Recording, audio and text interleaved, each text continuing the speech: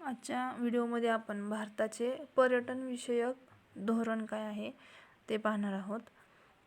तर ब्रिटिशकालीन धोरण, सुरुवातीला ब्रिटिशकालीन भारतात कुठली धोरणं होती तर ब्रिटिश आमदानीतली तत्कालीन शासनानं देशातील पर्यटनाचं महत्त्व जाणलं होतं आणि त्यावेळी 1945मध्ये सर जॉन सार्जंट यांच्या अध्यक्षतेखाली पर्यटनविषयक मार्गदर्शक तत्त्वे सादर करण्याविषयी समिती बनवण्यात आलेली होती.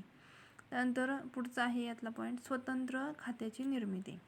तर भारतात भौगोलिक, ऐतिहासिक आणि सांस्कृतिक पर्यटनास वाव असल्यानं पर्यटनास चालना देण्यासाठी 1958मध्ये वाहतूक मंत्रालयाच्या नियंत्रणाखाली पर्यटनाचा वेगळा विभाग निर्माण करण्यात आला. त्यानंतर कृती योजना, 1967मध्ये देशात पर्यटन हे स्वतंत्र खातं निर्माण करण्यात आलं. नंतर या खात्यामार्फत 1992मध्ये देशात पर्यटनासंबंधी कृती योजना किंवा ज्याला ॲक्शन प्लॅन असं म्हणतात, तर ही कृती योजना जाहीर करण्यात आली आणि याचा मुख्य उद्देश पर्यटनास चालना देणे हा होता. यासाठी खालील उद्देश हे निश्चित करण्यात आले होते. पहिला आहे पर्यटन क्षेत्रांचा सामाजिक आणि आर्थिक विकास करणे. दुसरा आहे रोजगाराची संधी निर्माण करणे. तिसरा आहे देशातील पर्यटनाचा विकास करणे. चौथा आहे राष्ट्रीय ऐतिहासिक आणि सांस्कृतिक वारसा व पर्यावरण संवर्धन. त्यानंतर पाचवा आहे आंतरराष्ट्रीय पर्यटनास चालना देणे. सहावा आहे विविध पर्यटन प्रकारांना चालना देणे. सातवा आहे जगात देशातील पर्यटनाचा हिस्सा वाढवणे. त्यावेळी तो 0.5 होता, तर पुढील 5 वर्षात 1% करणे. त्यानंतर परकीय चलनात वाढ करणे. तर अशा पद्धतीचे हे जे उद्देश होते तर ते उद्देश निश्चित करण्यात आलेले होते. त्यानंतर 1982चं पर्यटनविषयक धोरण काय होतं तर भारताचं पर्यटनविषयक धोरण हे संसदेच्या दोन्ही सभागृहात 1982मध्ये सादर करण्यात आलं. पर्यटन मंत्रालयाची पर्यटनासंबंधी राष्ट्रीय स्तरावर धोरण आखण्याची ही पहिली वेळ होती. यावेळी पर्यटनाला एक नवीन संधी आणि दिशा देऊन त्याचा विकास करणे हा उद्देश होता आणि यासाठी काही धोरणं होती. या धोरणांचा अवलंब करण्यात आला. यातील पहिलं धोरण आहे राष्ट्रीय व आंतरराष्ट्रीय स्तरावर लोकांमध्ये सामंजस्य निर्माण करणे.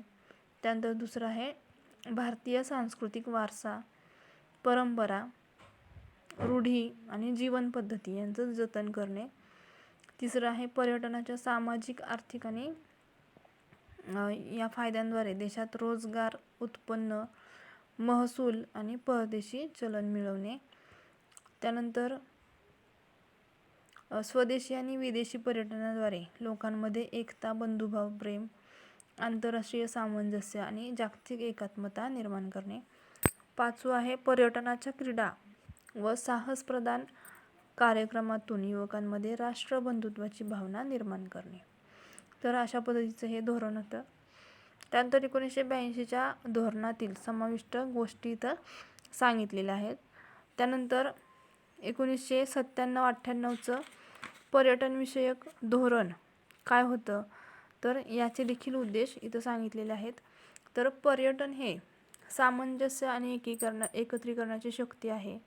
त्यानंतर दुसरं आहे हे राष्ट्रीय एकात्मतेचं महत्त्वाचं माध्यम आहे. तरुणांच्या रोजगाराचं हे माध्यम आहे. त्यानंतर मागास भागांच्या आर्थिक विकासाचं माध्यम आहे.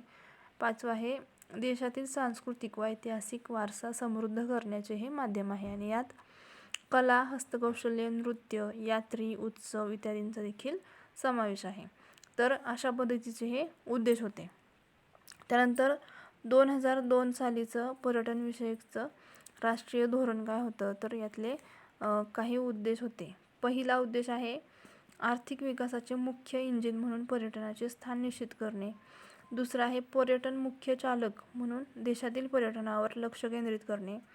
तिसरा आहे रोजगार निर्मिती, आर्थिक विकास यासाठी ग्रामीण पर्यटनास चालना देणे. चौथा आहे पर्यटनाच्या क्षेत्रात कार्य करणाऱ्या खाजगी विभागाचं कार्य मान्य करणे. पाचवा आहे पर्यटनातून अधिकाधिक परकीय चलन प्राप्त करण्यास स्थिती निर्माण करणे.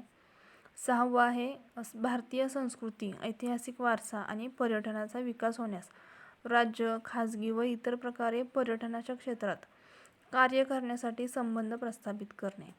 त्यानंतर सातवा उद्देश आहे पर्यटनात शारीरिक, मानसिक व सांस्कृतिकदृष्ट्या स्फूर्ती निर्माण करणे आणि आपण भारतात आहोत अशी पर्यटकात भावना निर्माण करणे. त्यानंतर 8वा आहे सामाजिक एकतेला चालना देणे. 9वा आहे उद्देश खाजगी सहभागातून आकर्षणे, साधनसंपत्तीची उपलब्धता आणि संभवनीय विकासाच्या माध्यमातून पर्यटक आर्थिक विभागाची निर्मिती करणे. त्यानंतर 10वा आहे क्षेत्राची क्षमता न वाढवता पर्यटनाच्या शाश्वत विकासावर लक्ष केंद्रित करणे. 11वा आहे विदेशातून येणाऱ्या पर्यटकांना सुरक्षा देणे. तर अशा पद्धतीनं हे धोरण होतं. त्यानंतर 2002मध्ये पर्यटन धोरणातील काही योजना दिलेल्या होत्या. यामध्ये पहिली होती पर्यटन उत्पादने आणि इच्छित स्थळांचा विकास करणे. त्यानंतर पर्यटन चक्रांचा एकत्रित विकास. तिसरं आहे मूलभूत सुविधा निर्मितीत सार्वजनिक खाजगीकरणास सहाय्य. चौथं आहे बाजारपेठांच्या विकासाची योजना. तर अशा पद्धतीनं या काही योजना होत्या. त्यानंतर पर्यटनविषयक राष्ट्रीय धोरण जे 2015मध्ये आखण्यात आलेलं होतं किंवा जाहीर करण्यात आलेलं होतं. तर या धोरणातील पर्यटनाविषयी काही प्रमुख गोष्टी या पुढील प्रमाणे आहेत. पहिलं आहे पर्यटन उत्पादनाचा विकास. तर पर्यटनाच्या दृष्टीनं पर्यटन उत्पादने महत्त्वाचे असतात आणि पर्यटकांच्या दृष्टीनं नवनवीन गोष्टी ह्या पर्यटकांचे आकर्षण असतात. त्यामुळं पर्यटनाचा विकास होतो. याचं उदाहरण द्यायचं झालं तर उद्याने असतील, बागा असतील, रात्रीची रोषणाई, करमणुकीची साधने. तर या इत्यादी ही जे साधनं आहेत तर त्यांचा विकास 2015च्या धोरणानुसार देशाच्या निरनिराळ्या भागात पर्यटन उत्पादनावर भर देण्यात आला होता. त्यानंतर मूलभूत सुविधा. आता मूलभूत सुविधा ज्या आहेत तर यामध्ये पर्यटनाच्या दृष्टीनं मूलभूत सुविधांना अत्यंत महत्त्व आहे. 2015च्या धोरणान्वये पर्यटनविषयक सुविधांची प्रमुख 2 भागांमध्ये विभागणी करण्यात आली. यामध्ये पहिली आहे गाभा सुविधा आणि दुसरी आहे सामाजिक सुविधा. त्यानंतर तिसरं आहे पर्यटन कौशल्य वाढवणे. तर पर्यटन उद्योगातील कौशल्य हे महत्त्वाचं असतं आणि पर्यटनाच्या कौशल्यावर त्याचा विकास हा अवलंबून असतो. म्हणूनच पर्यटनाच्या दृष्टीनं नवनवीन कौशल्य वाढवण्यासाठी प्रयत्न करणे.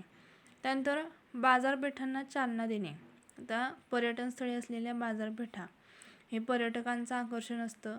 अलीकडं पर्यटन बाजारपेठात बदल झाले आहेत आणि नवीन नवीन कलाकुसरीच्या वस्तू, वस्त्र, दागिने, खाद्य यांना पर्यटकांकडून मोठी मागणी असते आणि म्हणूनच बाजारपेठांच्या विकासांना प्राधान्य देण्यात यावं. त्यानंतर बाजारपेठा संशोधन.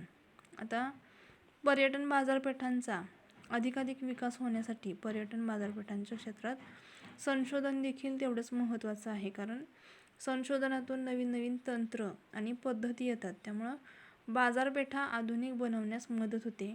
विदेशी पर्यटक त्यामुळं आकर्षित होतात. त्यानंतर आंतरराष्ट्रीय सहयोग.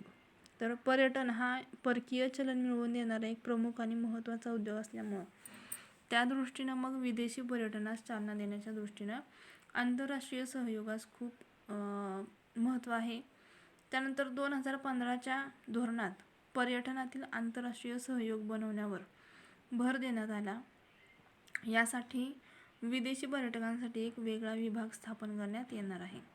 त्यानंतर 7वा आहे कृती योजना, ॲक्शन प्लॅन.